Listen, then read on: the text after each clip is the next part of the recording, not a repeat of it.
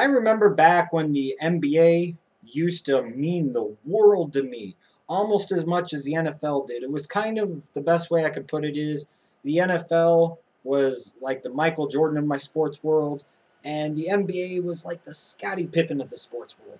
It might not have quite meant as much as the NFL, but it wasn't that far behind either.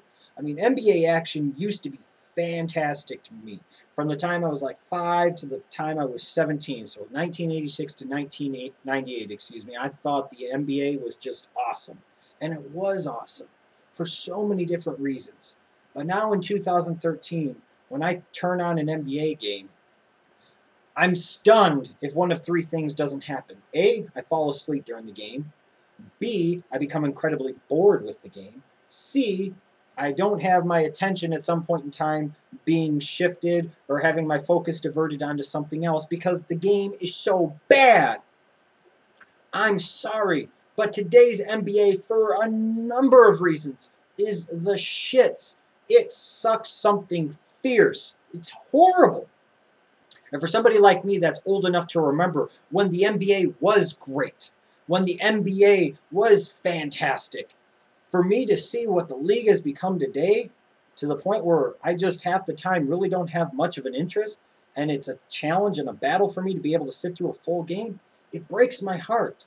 And watching today's product, it almost makes me want to vomit, frankly. So I'm going to do a series of videos about why I feel the NBA sucks. A whole series of them, because I think there's a number of reasons.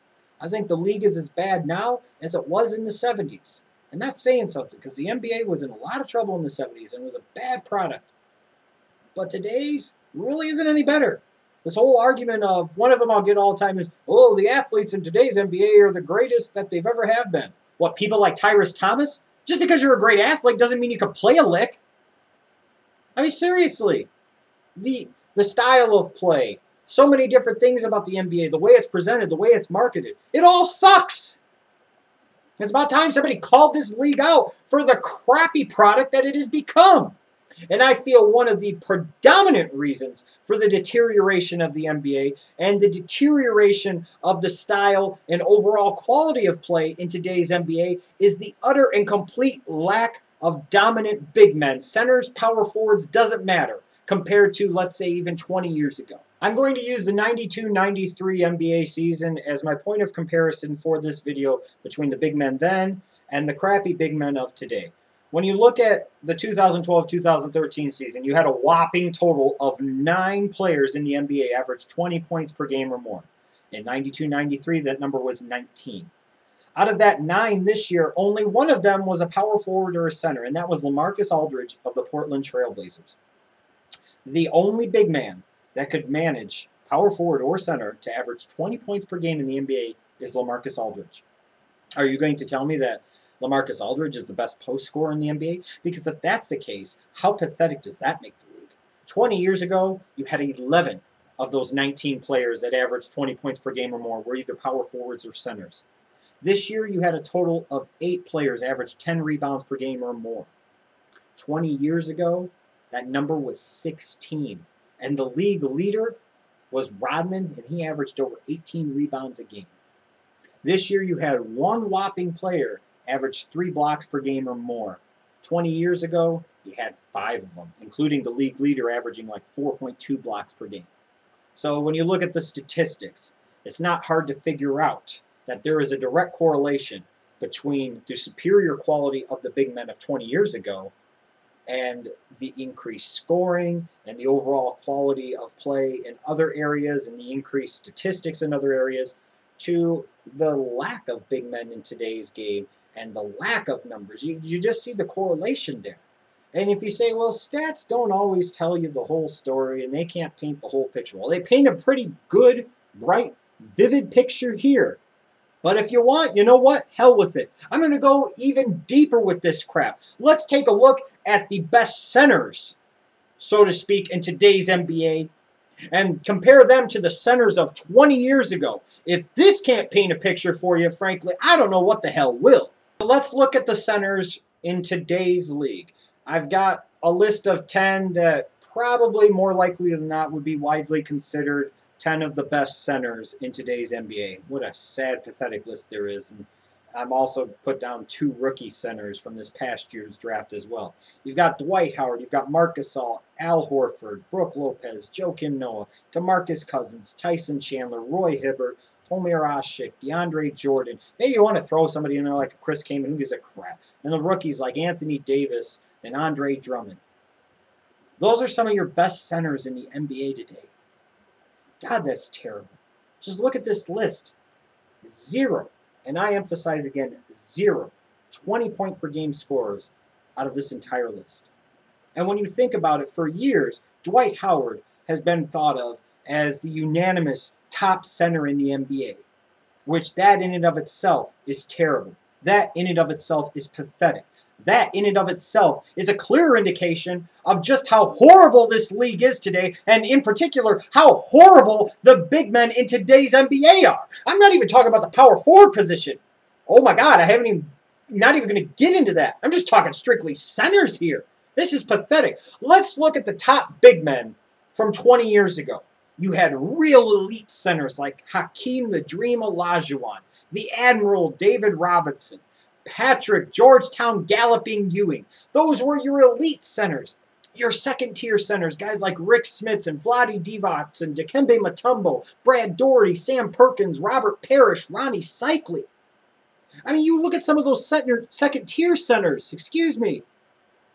If you took them from 20 years ago and you put them into today's NBA, there's quite a few of them that I would argue would be the best center in the NBA today. Let alone comparing a Dwight Howard or a Marc Gasol or an Al Horford to somebody the caliber of a Hakeem Olajuwon or a David Robinson or a Patrick Ewing. Oh, and to make matters worse, I didn't even talk about the 2 centers from that year's draft, the '92 draft. It was Shaquille O'Neal and Alonzo Mourning. Just look at the difference in talent there. Just look at the difference in production there. It's mind-blowing. And you wonder why scoring was better 20 years ago. You wonder why more big men scored more 20 years ago. Just look at the talent level of the big men in the league 20 years ago compared to now. Ooh, Dwight Howard's a good athlete. He can't play for shit, especially in an elite level compared to somebody the caliber of a Hakeem or a David Robinson or a Patrick Ewing. Shit. Dwight Howard's not even sniffing the butt crack of a Shaquille O'Neal when he was a rookie back in '92 and '93. He's not. You think he is? Well, let's take a look at the numbers and just show you how pathetic Dwight Howard being the best center in the NBA truly is by comparing him to the 2 rookie centers from that '92-'93 season. I'll start off with his numbers compared to Alonzo Mourning. I hope after this you understand just how terrible Dwight Howard being the best center in the NBA is. I don't even know that he is that, but if he is, it doesn't matter. It's just an indication of how terrible the NBA is and how much it sucks today. Looking at Dwight Howard's best statistical season, the 2010-2011 season, and comparing it to the rookie seasons of 2 Hall of Fame big men, Shaquille O'Neal and Alonzo Mourning from '92-'93, when, yes, they were both rookies, and they were also facing a superior level of competition. Let's look at Dwight Howard first. 22.9 points per game, 14.1 rebounds per game, 2.4 blocks per game. Alonzo Mourning's rookie year, now mind you, he was sharing the front court and the basketball with another stud young post player in Larry Johnson. Grandmama was a beast back in his early days in Charlotte, and he was even in the '92-'93 season, his second year in the league. But this is Alonzo Mourning as a rookie out of Georgetown. 21 points per game, 10.3 rebounds, 3.5 blocks. Think about that. It's not quite up to Dwight Howard's level, but this is Dwight Howard in the peak of his career at his very best. And he's not even that much better statistically than a 22-year-old Alonzo Mourning as a rookie in the NBA. When Mourning had to face people like Hakeem and David Robinson and Patrick Ewing and Rick Smits and Vlade Divac and Brad Daugherty and Ronnie Cycli and Sam Perkins, and I could go on and on and on. And Dwight Howard's going up against people like DeAndre Jordan and Chris Kaman and Roy Hibbert and Marc Gasol and Al Horford. Give me a fucking break. Oh, another person that Alonzo Mourning had to go head-to-head against as a rookie at the center position, Shaquille O'Neal, Shaq's rookie year. He came into the league and he took shit over. He was dominant. He was changing the game. I mean, look at his rookie year. He tore down like 5 backboards, averaged 23.4 points per game, 13.9 rebounds per game, and 3.5 blocks. This was as a 21, 22-year-old rookie out of LSU, as opposed to Dwight Howard in his mid-20s, in his physical peak, in a crappy level of competition NBA like he has today. How in the fuck was Shaq, as a rookie, able to come in and score more, rebound just about as much, and block more shots per game? How does that happen? That's horrible. So 2 rookies from 20 years ago were basically either close to Dwight Howard's very best or already better than Dwight Howard's very best. But yet Dwight Howard is supposed to be the best big man in the NBA today. Well, ladies and gentlemen, if that is indeed the case, then that should be the ultimate indication of how bad the NBA has become, how crappy the big men are. And like I said, I'm not even talking about power forwards here. I'm just talking about centers of 20 years ago compared to centers of now. Power forwards of 20 years ago compared to now, if I did that comparison, you'd cry, because the difference would be that striking and that startling. But the ultimate question is, the big men do suck today. But why do they suck so bad today? What's really ruined the NBA the most in the respect of having this lack of quality big men are coaches.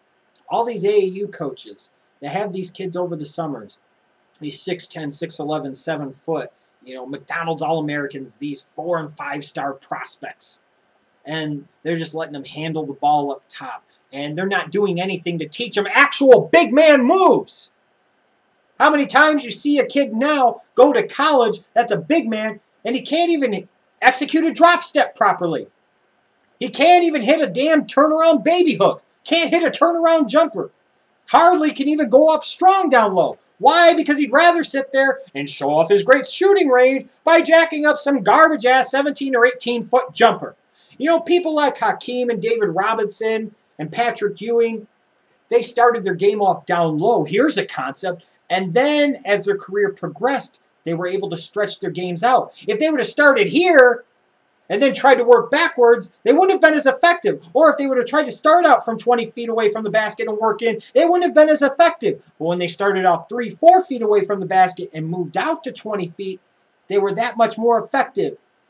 Every AAU coach that's ever had a big man that he's ever allowed to handle the ball up top or hasn't forced them to be a low post player should be ashamed of themselves and never allowed to coach again. Same thing with high school coaches that have 6'11", 7-foot players that would rather bring the ball up the floor to showcase their ball handling skills as opposed to hitting a goddamn hook shot. Every college coach that gets one of these one-and-done or two-and-done centers where these guys get to their program, have no low post moves, they leave for the draft a year or two later, and they still have no low post moves. You should be ashamed of yourselves and also never be allowed to coach ever again. The coaching of these kids in today's basketball world is atrocious. The lack of fundamentals for these alleged big men are absolutely despicable. And until we get better coaching, and until we get kids that take that better coaching and decide that, hey, I want to be a 7-footer that actually plays near the basket like a 7-footer's supposed to, this league is going to continue to suck. And you're going to continue to have the NBA try to prostitute people like Dwight Howard out there as the best center in the NBA when he's just nothing more than a piece of crap, period.